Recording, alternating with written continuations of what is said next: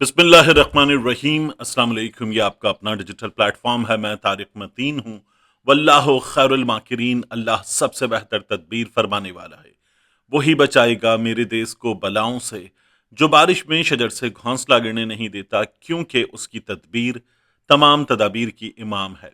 आज इतवार का दिन है, मार्च की 15 तारीख। मेरा आपसे आज के दिन ये पहला इंटरेक्शन और इस जंग का जो इसराइल और अमेरिका ने मुसल्लत की ईरान के ऊपर, उसका भी 15वां दिन। देखिए, कुछ बहुत अहम चीज़ें हैं, वो आपके सामने क्विकली मैं रखूं। क्विक अपडेट्स जंग की, और उसके बाद ये जो बात हो रही है कि इसराइल टूटेगा, नेतन्याहू कहाँ है, ठिकाने लगा दिया गया। यह बहुत ज़्यादा शिद्दत के साथ बात हो रही है।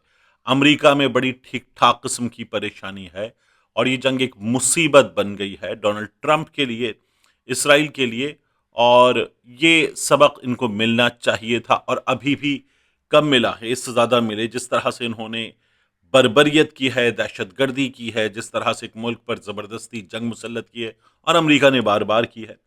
तो ये अमरीकी शहरियों को नहीं, लेकिन अमरीका के हुक्मरान को ये सबक मिलना चाहिए, ये इसराइल के हुक्मरान को सबक मिलना चाहिए। तो क्विक अपडेट्स इस जंग के मैं आपके सामने रखूं, फिर उसके बाद बात करते हैं। ट्रंप ये कह रहा है कि आबनाए हुर्मस खुलवाएंगे, आग बरसानी पड़ेगी तो आग बरसाएंगे, हम और हमारे दोस्त ये आबनाए हुर्मस जो है वो खुलवा कर रहेंगे। और साथ ही जो सुप्रीम लीडर हैं मुज्तबा खामनाई साहब, उनके हवाले से एक बार फिर ट्रंप ने अजीबोगरीब बातें शुरू कर दी हैं। और उनकी सुप्रीम लीडर बनने के हवाले से, उनके हयात होने के हवाले से वो बेवकूफ़ों वाली बातें आपको सुनने को मिल रही हैं। और साथ ही आप ये देखिए कि रूस वो पहला मुल्क बन गया है जिसने ईरान बाज़ाब्ता बड़ी इमदाद भेज दी है। इस सूरत हाल में ट्रंप की वो जो परेशानी है कि ये प्रिसीशन स्ट्राइक कैसे कर रहे हैं, वो परेशानी भी और बढ़ जाती है। मैं आपके सामने जो इसराइल टूटेगा इस हवाले से खबर रखूं, उससे पहले अमेरिका में क्या चल रहा है, अमेरिका में ट्रंप को क्या बताया जा रहा है। देखिए, ऑब्जर्वर्स ये कह रहे हैं कि ट्रंप की पार्टी में इख्तलाफ है और नजरियाती तकसीम इस वक्त, जो डिफरेंस ऑफ ओपिनियन है, वो बहुत शदीद है और आइंदा इंतखाबात में इसका असर नजर आएगा। और टकर कार्लसन, ये अमेरिकी मीडिया की एक मारूफ शख्सियत हैं, ट्रंप के बहुत करीबी साथियों में शुमार किए जाते रहे, ट्रंप के बड़े हामी। इन्होंने मुबैना तौर पर गुज़श्ता महीने ट्रंप से मुलाकात की थी और कहा था कि वो इस जंग से बाज रहे। और अब ये बात सामने आ रही है, सर्वेज बता रहे हैं कि रिपब्लिकन वोटर्स भी इस जंग पर मुकम्मल इत्तेफाक नहीं रखते और कुछ इस हल्के इस इकदाम को ज़रूरी करार देते हैं, ताहम बड़ी तादाद इसे गैर ज़रूरी ख़तरा समझती है। और अमरीका में उमूमी तौर पर ही देखा गया है कि जंग के इब्तदाई मरहले में जो प्रेसिडेंट्स होते हैं उनकी मकबूलियत में इजाफा हो जाता है। इन्होंने बार बार जंगें मुसल्लत की हैं, लेकिन अब की बार ये भी नहीं हुआ है।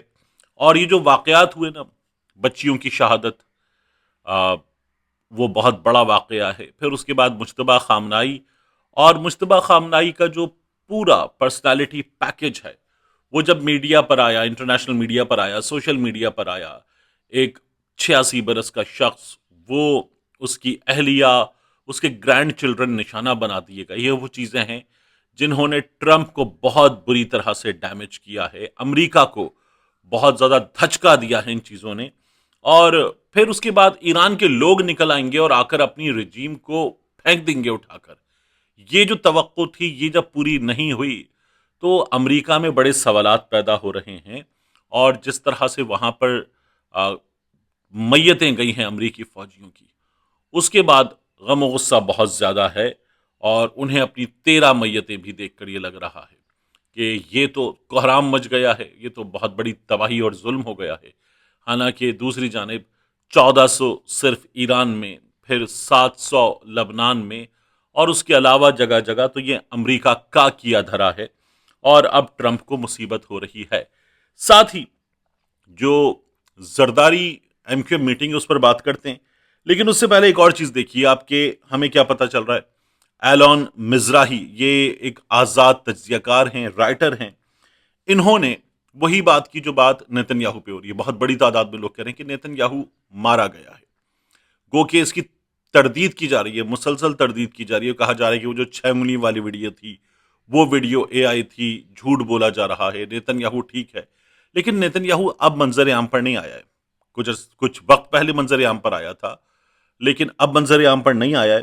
ان حالات میں الون مزراحی جو رائٹر ہیں وہ کہتے ہیں مجھے ٹھیک ٹھیک یہ بتانا مشکل ہے کہ آخر وہ کون سی چیز ہے جس کی وجہ سے میں یہ بات کہہ رہا ہوں، مگر ایک مقامی اور باریک بینی سے دیکھنے والے شخص کی حیثیت سے مجھے اسرائیل کے بارے میں کچھ عجیب، غیر معمولی اور دبے دبے انداز کا احساس ہو رہا ہے۔ ایسا لگتا ہے کہ کچھ ٹھیک نہیں ہے۔ ممکن ہے یہ بنجامن نیتن یاہو کی صحت کا مسئلہ ہو، یا شاید اسرائیل نے اپنی کوئی اہم اسٹریٹجک صلاحیت کھو دی ہو، مجھے یقین سے معلوم نہیں، لیکن ایک بات واضح ہے کہ فضا اور لہجہ بدل گیا ہے، اور اب خوف اور تکلیف پہلے سے کہیں زیادہ نمایاں نظر آ رہے ہیں۔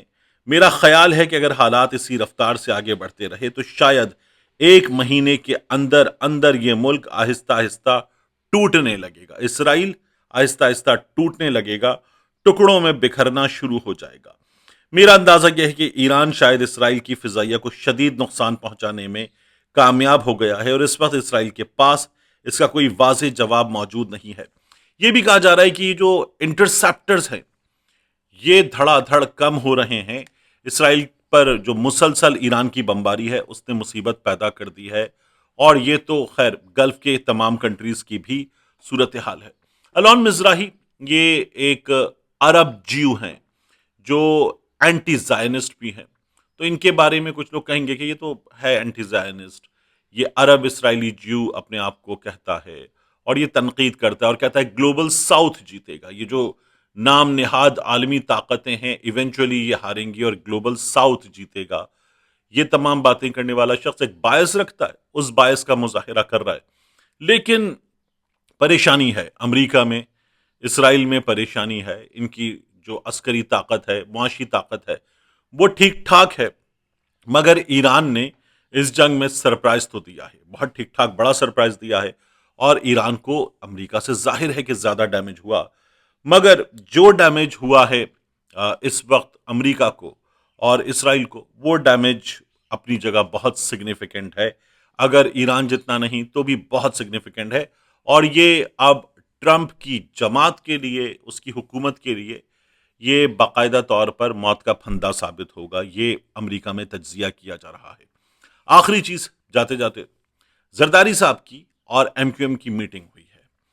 یہ میٹنگ جو ہے وہ رات گئی ہوئی، اور اس میٹنگ میں خالد مقبول صدیقی صاحب موجود تھے، آصف علی زرداری صاحب موجود تھے، اور کون موجود تھا اس میٹنگ میں؟ اس میٹنگ میں مزید موجود تھے محسن نقوی صاحب، جی ہاں محسن نقوی صاحب، جنہیں زرداری صاحب کہتے ہیں اپنا بچہ ہے، یعنی ان کو وہ اپنا بیٹا قرار دیتے ہیں محسن نقوی صاحب کو، زرداری صاحب۔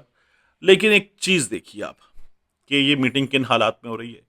نکالے گئے کامران ٹسوری صاحب، جب کامران ٹسوری صاحب نکالے گئے تو ایم کیو ایم جو ہے وہ کہہ رہی ہے ہمیں اعتماد میں نہیں لیا گیا، ہمیں تو میڈیا سے پتا چلا، ہمیں بتاتے تو صحیح کہ ہماری جماعت کا جو گورنر ہے اس کو نکال رہے ہو۔ فاروق ستار صاحب کہتے ہیں اب ہمیں خود حکومت سے نکل جانا چاہیے۔ فاروق ستار صاحب، خالد مقبول صدیقی صاحب، ان کے ساتھ کھڑے مصطفیٰ کمال صاحب، باقی لوگ، امین الحق صاحب، یہ سب کے سب غصے کا، غم و غصے کا اظہار کر رہے ہیں کہ یہ کیسے کیا جا سکتا ہے کہ آپ ایسے کر کے کامران ٹسوری کو نکال دیں۔ اور وہ کہتے ہیں ایک بندہ اپنے کام اچھے کر رہا تھا، عوامی گورنر تھا، گورنر ہاؤس کھول چکا تھا، گھل مل گیا تھا، یہ ان کا کہنا ہے، تو اس کو کیسے نکال سکتے ہیں آپ؟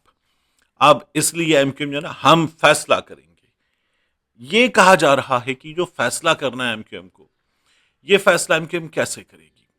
کیونکہ ایم کیو ایم یہ فیصلہ نہیں کر سکتی۔ تجزیہ کرنے کے علاوہ جب ایم کیو ایم سے بات ہوتی ہے نا پروگرامز میں، تو تب بھی یہ بات ہو رہی ہے اور کہا جا رہا ہے کہ یہ ایم کیو ایم کی حیثیت نہیں کہ وہ فیصلہ کر لے اتنا بڑا، کیونکہ یہ نظام جس میں شہباز شریف صاحب وزیر اعظم ہیں، زرداری صاحب صدر ہیں، 2 صوبوں میں ان کا گورنر، 2 صوبوں میں ان کا گورنر، اور 2 صوبوں میں حکومتیں ان کی، اور پھر اس طرح سے مرکز میں اور صوبے میں حکومت نون لیگ کی، یہ سارا کا سارا ایک فارمولہ طے ہوا تھا، اور یہ فارمولہ، اور اس فارمولے میں محسن نقوی صاحب، اس فارمولے میں فیصل واوڈا صاحب، اس فارمولے میں کچھ اسٹیکس ہمارے پاس رہیں گے، باقی مل کر چلاتے ہیں، یہ چیزیں آپ دیکھ لیں، یہ تمام جو چیزیں ہوئیں اور اس تمام لوگوں کو بشمول ایم کیو ایم، قاف لیگ اور کچھ دیگر چھوٹے سٹیک ہولڈرز، ان سب کو ملا کر جو ایک کیا، استحکام بنائی گئی اور استحکام کو ڈالا گیا، پرویز خٹک کو اس حکومت میں ڈال دیا گیا، یہ سب کچھ جو ہوا ہے،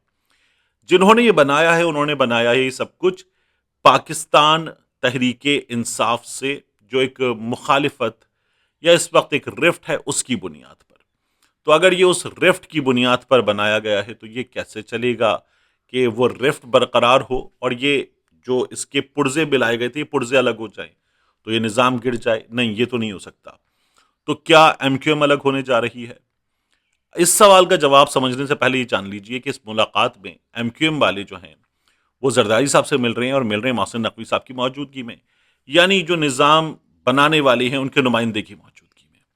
تو کچھ اگر مانگنا ہے ایم کیو ایم کو، کچھ شکوے وہاں بہت اوپر تک پہنچانے ہیں تو یہ پہنچائیں گے، تو اس لیے محسن نقوی صاحب موجود ہیں۔ کچھ ملنا ہے ایم کیو ایم کو مزید، اگر گورنر لے لیا گیا ہے تو کچھ ملنا ہے، تو وہ ملنا جو ہے وہ بھی محسن نقوی صاحب اوپر تک پہنچائیں گے، کچھ چیزیں ہوں گی اور اس کے بعد ایم کیو ایم کو مل سکتا ہے اور نظام انٹیکٹ رہے، یہ بھی ہوگا۔ اب اگر الگ ہونا ہے تو ایم کیو ایم نون لیگ سے ناراض ہو گئی ہے اور M Q M Peoples Party کی تو ویسے بھی اتحادی نہیں ہو سکتی، کیونکہ ایم کیو ایم کو اپنی ساری سیاست کہاں کرنی ہے؟ وہ کرنی ہے کراچی میں، اربن سندھ میں، حیدرآباد میں، چلیے کسی حد تک سکھر میں اور میر پور خاص میں۔ تو ایم کیو ایم یہ سارے مقامات یہاں پر سیاست کس کے خلاف کرے گی؟ پیپلز پارٹی کے خلاف۔ تو پیپلز پارٹی سے ملنا ملاقات کی حد تک، شکوے بتانے کی حد تک تو ہو سکتا ہے، اور اوپر کچھ میسج دینا کہ دیکھ لیجئے ہم کچھ سوچ سکتے ہیں، اس حد تک تو ہو سکتا ہے کہ اس چیز کو اب یہاں ان حالات میں کیش کروایا جائے، اس سے زیادہ نہیں۔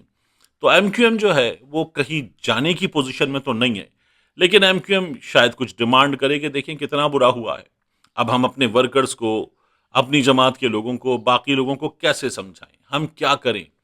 تو اس لیے اسٹیبلشمنٹ کے نمائندے بھی، میری رائے ہے، وہ موجود تھے کہ چیزیں سنبھالیں اور چیزیں سنبھال کر جو ہے وہ بہتر کریں اور نظام چلے اور چلتا رہے۔ اور ویسے بھی ان تمام لوگوں سے جو بڑا کام کچھ دنوں میں لیا جانے والا ہے، اس میں 18ویں کا شاید رول بیک ہونا اور 28ویں کا آنا، یہ سب کچھ اگر ہونا ہے تو اس میں جن لوگوں کو اپنی تمام تر حمایت وہاں دینی ہے انہیں کچھ چاہیے تو صحیح، اور پھر اگر ایسے حالات میں ہو جائے کہ جن میں کامران ٹیسوری کو نکالا گیا ہے تو ان حالات میں وہ ایفرٹ ذرا زیادہ بڑھ جاتی ہے۔